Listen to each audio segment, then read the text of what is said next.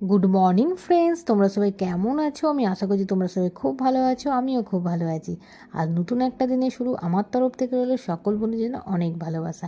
আজ বুধবার, গণেশের বার। সকালবেলা সমস্ত কাজকর্ম কমপ্লিট করে স্নান করে পুজো করে নিয়েছি, তারপরে ব্রেকফাস্ট করেছি। এখন আমি আমার আর শাশুড়িমার লাঞ্চটা তৈরি করব। তোমরা সবাই কী করছো অবশ্যই কমেন্ট বক্সে জানিও।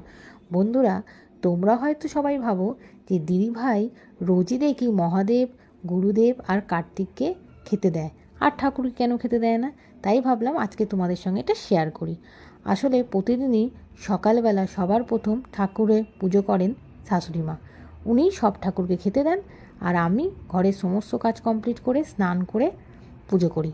তখন আমি আমার গুরুদেব, মহাদেব আর কার্তিককে খেতে দিই। কেমন? হর হর মহাদেব, ওম নমঃ শিবায়, জয় শিবশম্ভু ভোলেনাথ। সবাইকে ভালো রেখো, সবাইকে সুস্থ রেখো, সবার মনের আশা পূর্ণ করো। সবাই আজকের দিনটা খুব ভালো করে কাটাবেন। সবাই ভালো থাকবেন, সুস্থ থাকবেন, সাবধানে থাকবেন।